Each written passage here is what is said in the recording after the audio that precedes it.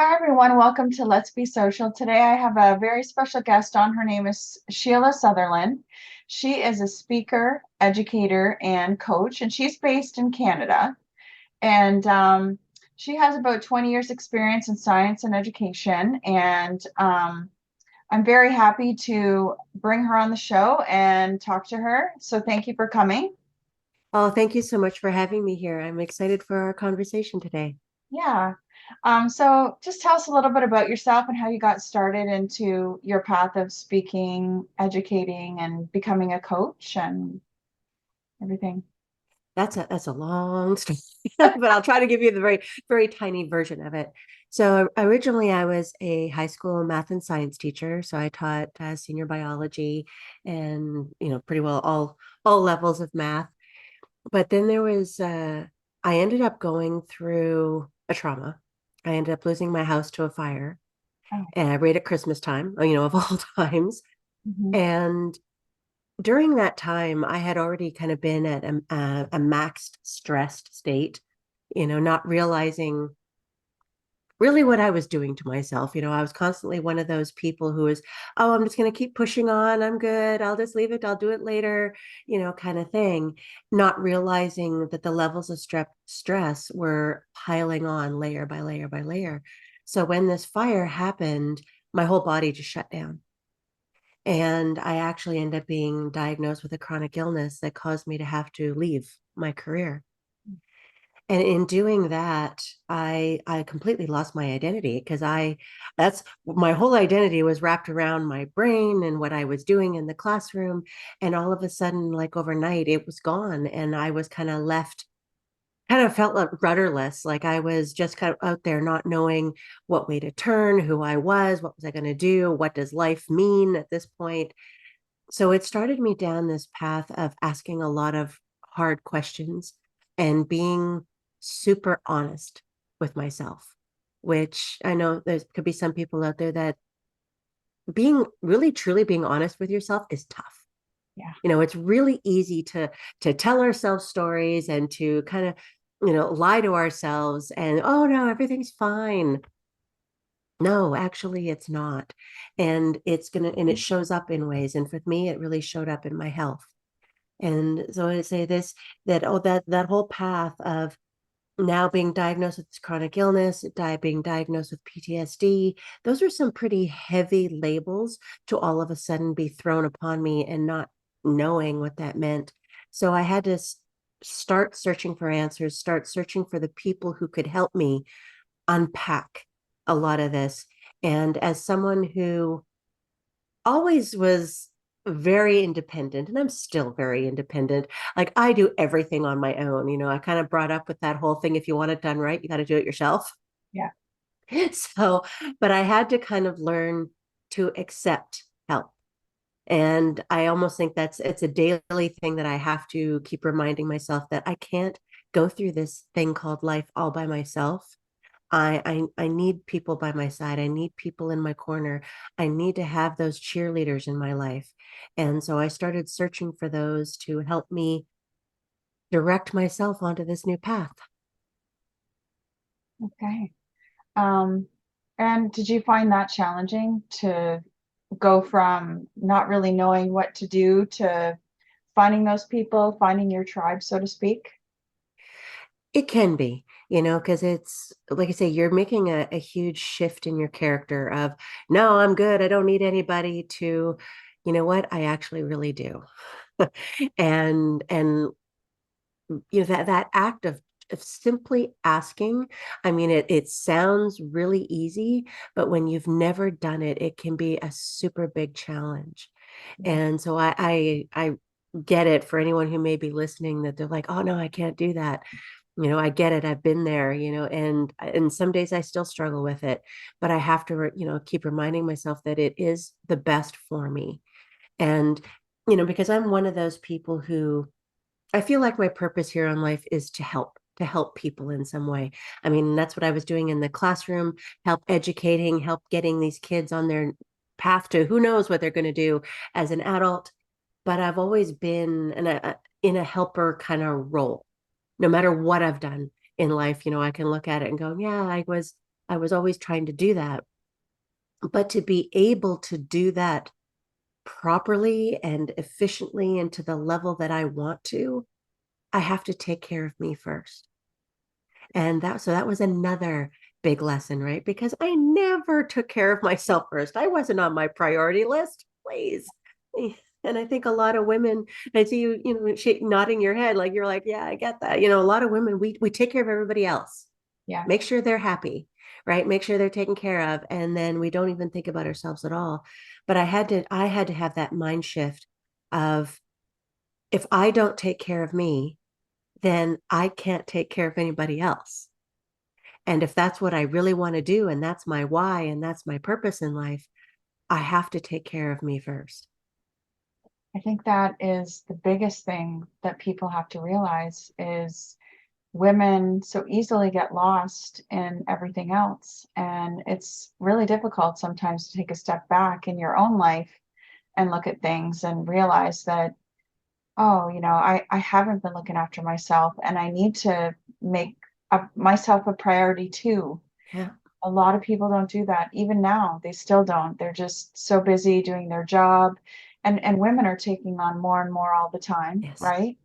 In their Yeah. careers and everything, and children, and it's a handful. And to be able to Yeah. step back and realize that you needed to do that it's pivotal. It's a pivotal moment. And, and it really, I think it probably changes you in a way so that you can be more effective for others. So how did you go from that point to, because you said you were a teacher, so obviously you're still in the capacity of educating and you're still in the capacity of coaching because you would be coaching children too in a teacher position. So how did you go from taking that moment of looking after yourself to looking after others and coaching others and educating others and stepping into that role? Well, initially when I had to step away, like I said, I didn't know who I was if I didn't have my label as being a teacher. And I think that's another kind of trap that a lot of us fall into, is that we completely and totally identify with our labels and the roles that we play each day. But I learned very quickly and very harshly that those labels can be taken away. And if that's what our identity is wrapped around, we're left with nothing. And so I had to first figure out who I was. And that may sound kind of silly to say, how do you not know who you are? But I seriously had to go through this process of almost like dating myself. I had to, you know, take myself out, and go to a movie. What kind of movie do I like? Do I enjoy this?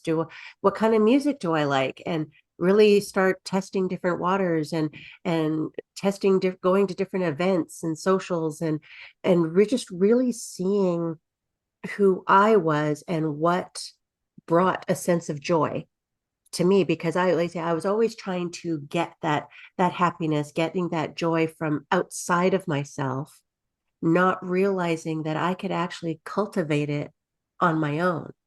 Mhm. And then once I started actually seeing that this could happen, like say, coming from a science background, I like to create, kind of use me as an experiment. So I was constantly putting myself into situations just to see, oh, let's see what happens here, kind of thing, and then kind of debriefing afterwards. And I kind of realized that some of the things that I was missing and things that I really needed in my life. And then I kind of went, I can't be the only person like this.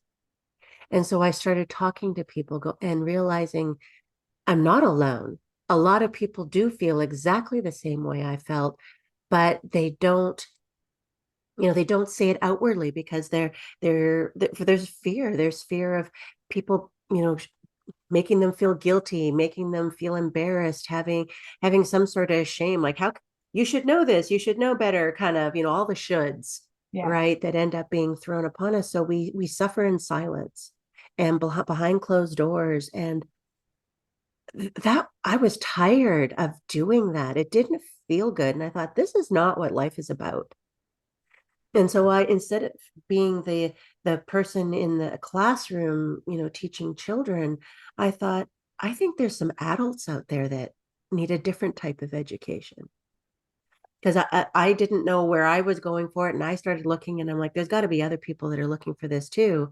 And so finally I started, and I don't know if it was kind of like this just wasn't on my radar, Mhm. but all of a sudden, once I really started looking, I started finding it. I started finding the workshops. I started finding the programs. I started finding the coaches that helped me on the path. And then I went, okay, this feels really good. And I would love to be able to do this for other people. So then that's when I started doing a lot of my training and educating, because I mean, Lord knows I love to educate myself more than anybody. So I'm a lifelong learner, so I'm always looking for new things to learn. And just thinking that, if I can help people shorten that path to help them get to where they can cultivate that happiness in their life and know that they have the power in their hands to do it, and teach them tangible skills, Mhm. not just theory, but and just go, oh, just do this because no, here's why you do it. Here's what happens in your body when this is happening. Like I love the neuroscience of things of, when my emotions are going all kilter, what's going on? Why can't I think of solutions? Well, I can tell you that. I can tell you exactly what's going on in your body to help you understand. And I think when we know that, it's so much easier to make that change.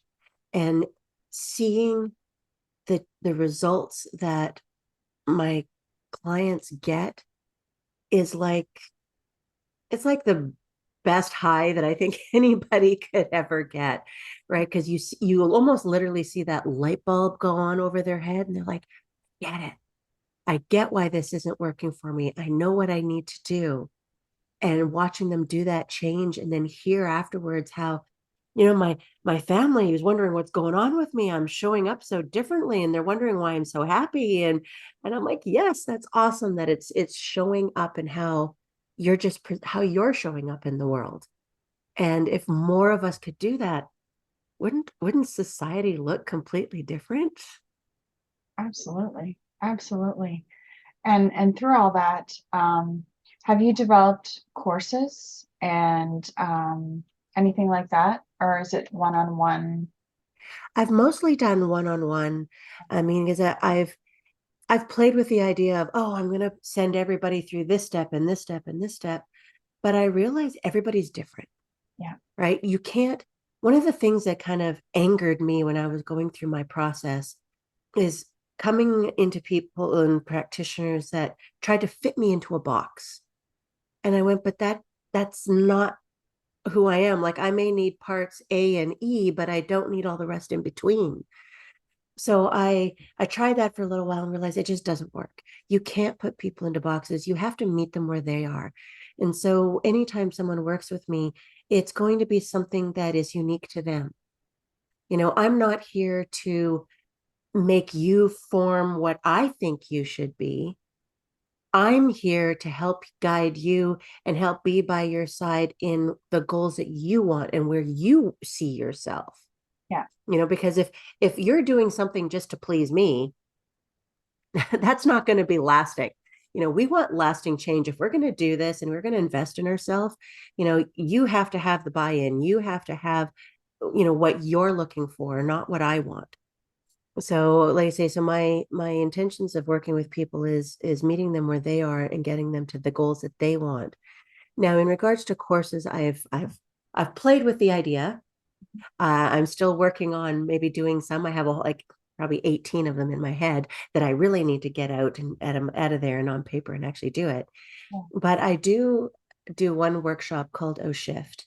And it's something that when I work with someone through that, it's learning how we can, they say, take our power back and shift our emotions. Because a lot of times we are, and our society kind of lends us to this, that we get caught up in this knee-jerk reaction. Something happens, I react like now. Somebody says something on social media, I'm right away that keyboard warrior that's, I gotta answer back. I gotta have my shots back. Mhm. a lot of times that doesn't lead us into the result that we would prefer, and then we got to do a lot of backtracking and we got to do damage control. And that, especially in relationships, that's not fun. Yeah. And sometimes it can be really damaging, and sometimes it's hard to come back from. So I now through the O shift, I teach people very simple strategies of how we can stop that knee-jerk reaction before it hits. And then that way we can consciously create the positive outcome that we actually want. And it sometimes that sounds like it be, oh, it's going to take me 10 minutes of conversation in my head. It happens like little microseconds that we can make these decisions and just shift ourselves, because we're not, I think when people think about change, we're thinking about big, grandiose, differences that we're making in our life. We only need to make that 1% shift. And, you think of a plane, when it takes off, it has a heading. But if somebody changes that dial just by 1%, they're going to end up in a completely different country than they had originally planned on. So those tiny little incremental changes that we can make consistently, and that consistent being the operative word there, we can make in the long run, those become huge changes. They multiply upon themselves. So we're not looking for making this big 180 shift all at once. Mhm. But a year from now, you can look back and go, okay, wow, that did make a huge difference. That tiny little change I made each day. So it's having that little bit of patience too. Everyone would love to have that one and done magic pill. And Yeah. I wish I could give that to people, because Lord knows I would like some of that and some of that in some situations in my life. That's not reality, right? But it's making those little changes that end up adding up into huge things in the end. Yeah. I think it's important too, because I like what you said, how you meet people where they're at and based on what they want to accomplish rather than having someone else tell you what you should be focusing on, Yeah. right?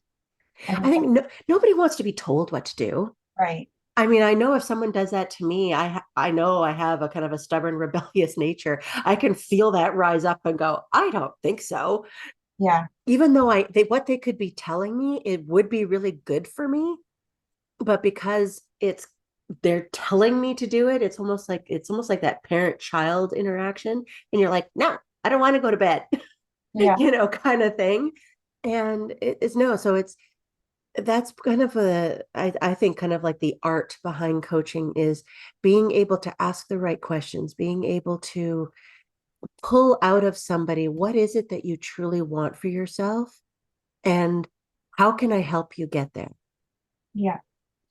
And I also think the point that you made about the labels, we Yeah. all live in labels. Even our Yeah. name is a Yeah. label.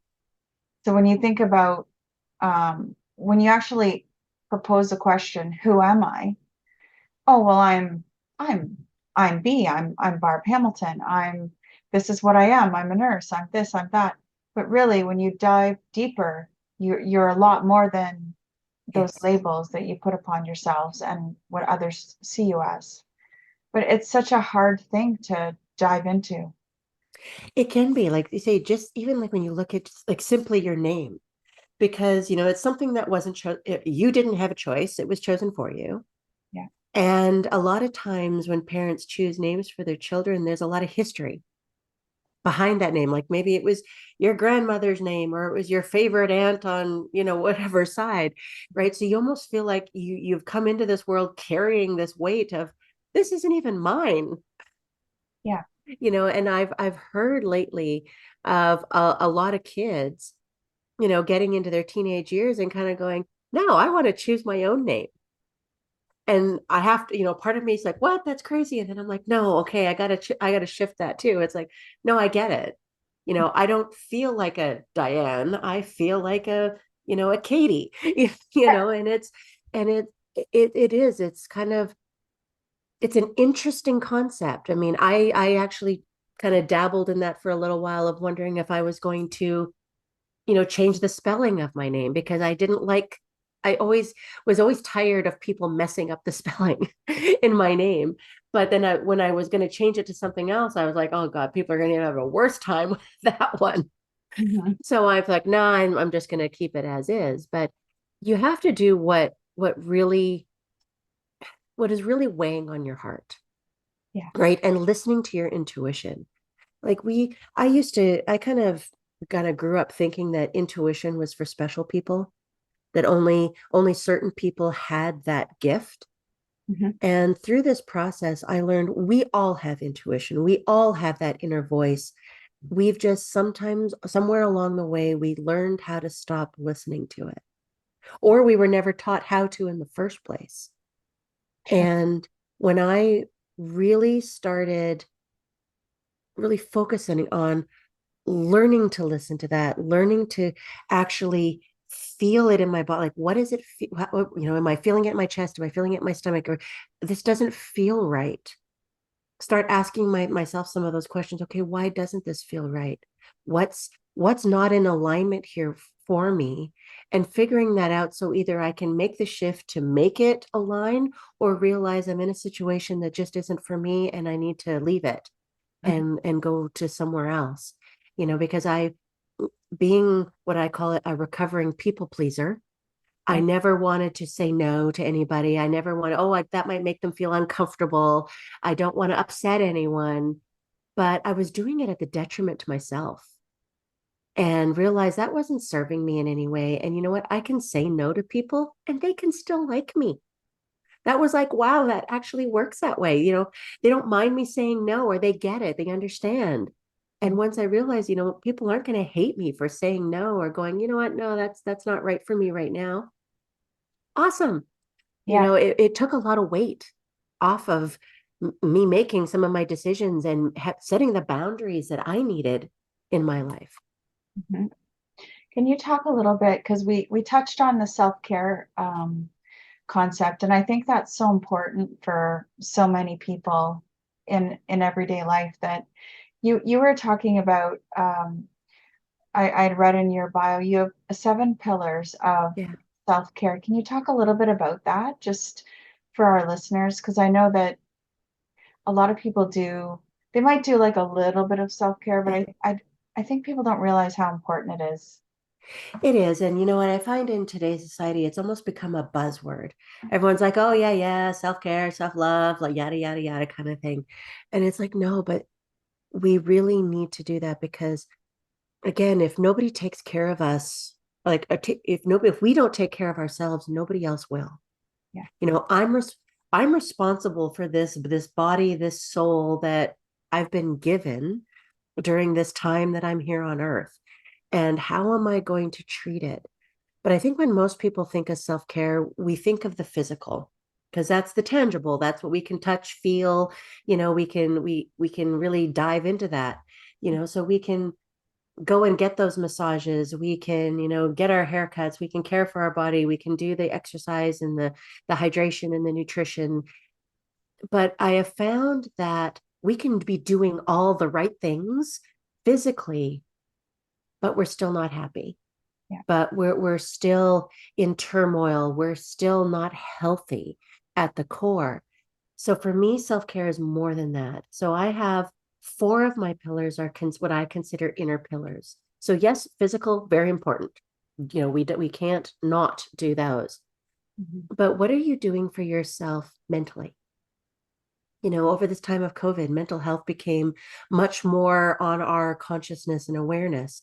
And so, what are we doing to nurture ourselves mentally? What are you putting into your mind? What are you listening to? Who are you being around? That is, energetically, what are you getting from them? Emotionally, are we honoring our emotions? Or are we stuffing them down? Are we trying to numb them out by using substances so I don't have to feel? Yeah. Because I think a lot of times too, feelings themselves can be a little scary because there's a meaning behind them. There's a message. There's something in there that's trying to tell us. And a lot of times we don't want to hear it. So we want to numb those down. Eventually they're going to come out in some way and sometimes not in the best way. So let's honor those. And then there's spiritual. What are you doing for yourself spiritually? Now, some people may, oh, I'm not religious. You don't have to be religious. You don't have to go to church every day. You define what spirituality is for you. Spirituality is just knowing that you're not alone, that you're connected in some way to something bigger than yourself. Like volunteering is actually a spiritual act because you're giving to somebody else. You're doing random acts of kindness. That's actually a spiritual act. So, what are you doing to be part of that collective to put something good out into the universe? And then quickly, just what I consider my outside pillars. So I have the social pillar. Again, we are social beings, and who are we spending our time around? There's that saying of, we're the combination of the five people that we spend the most time around. Who are those five people? Are they lifting you up? Or are they tearing you down in some way? How do you feel when you're around them? So that's like the big question you ask yourself. Another one is going to be around our career, or business. Am I is my career just to pay the bills, or am I putting energy in it that I can enjoy the process of it each day? And do I need to have a side gig that is something more in regards to a hobby that that truly lights me up? Like there's many ways that we can interject a certain nurturance and self-care into that side of our life. And then the last one I would talk about is around your security. What am I doing to ensure that my future is going to be okay? Because a lot of people get a lot of anxiety thinking about their future selves. But we can set up things in the now to ensure that, like, do I have insurances in place that I need? Am I getting the medical tests done you know, every year that I need to, so I'm sure that I'm taking care of myself. Like there's a way to ensure this safety and security within our life. So I know that was a very quick touch on all seven of those, but if anyone wants to know more, yeah, definitely get a hold of me. But there is self-care isn't a surface thing. It really is something that we want to dive into all the different aspects of your life. And it's just about putting that little bit of nurturing and, mothering and love into each one of those sections of our lives to ensure that no matter what happens in life, because Lord knows life loves to throw us curveballs, that I'm healthy, I'm happy, I'm okay, no matter what life throws at me, I will be fine. Yeah. And that also has a positive effect on your brain. Oh my goodness, yes. So, Yeah, like it really does hit in what we call like the emotional centers. And when we have that, safety and security is a big one, right? Like we say, when we don't feel safe in our bodies, when we don't feel safe in our social units, or within our families, like that really does trigger that threat center in our brain, which causes our cortisol levels to spike.